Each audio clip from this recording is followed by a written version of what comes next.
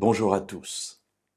Terminons aujourd'hui notre réflexion sur cet épisode particulier de l'histoire d'Israël où, fuyant l'Égypte après cette période d'esclavage, le peuple se retrouve face à la mer, bloqué d'un côté et poursuivi de l'autre par l'armée de Pharaon.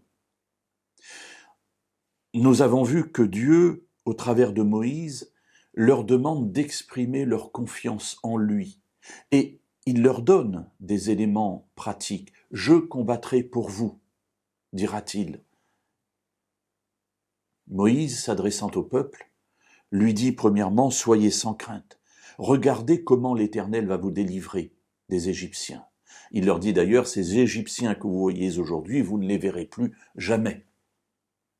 Et l'Éternel combattra pour vous. Mais vous, en attendant, gardez le silence. » Et nous avions terminé hier notre réflexion sur cette idée. Est-ce que cela doit s'arrêter là? C'est-à-dire que du haut du ciel, tout d'un coup, des bateaux vont pleuvoir pour permettre au peuple de traverser. Est-ce que dans les difficultés que nous traversons, nous n'avons rien d'autre à faire que de nous asseoir sur notre chaise longue, d'attendre patiemment que Dieu intervienne en nous envoyant une lettre recommandée, en disant « voilà la solution de tes problèmes ». Oui, certes, parfois le miracle arrive, mais parfois le miracle arrive au travers aussi de notre action. Et s'il y a un temps pour le silence, il y a aussi un temps pour l'action. Dans le chapitre 14 du livre de l'Exode, au verset 15, c'est-à-dire juste après cette injonction que Dieu adresse au peuple, disant « Vous gardez le silence », Dieu s'adresse à Moïse. « Pourquoi cries-tu vers moi ?» Alors ça sous-entend que Moïse a prié, Moïse a crié vers Dieu pour exprimer lui aussi son incapacité à trouver une solution devant une telle difficulté.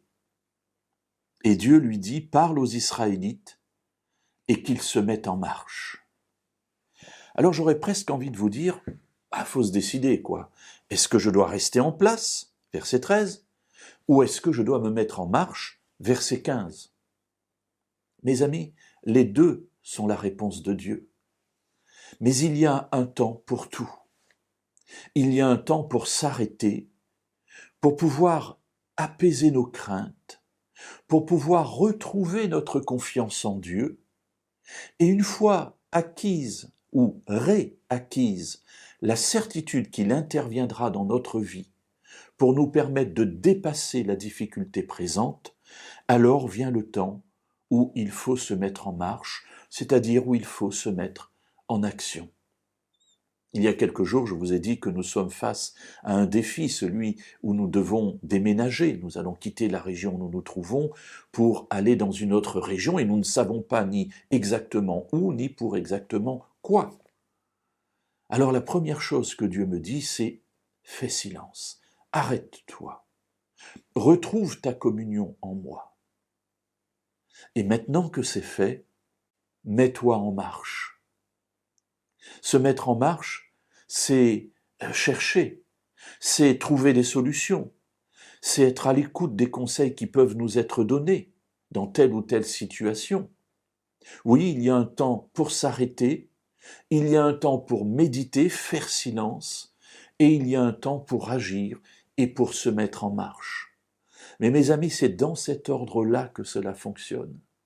Ce n'est pas dans le brouhaha qu'on peut entendre Dieu, ce n'est pas dans l'action qui va dans tous les sens que l'on peut comprendre le plan de Dieu, mais il faut d'abord retrouver sa communion avec lui et ensuite, en étant à son écoute, avancer. Et là, nous comprendrons ce que nous pouvons faire.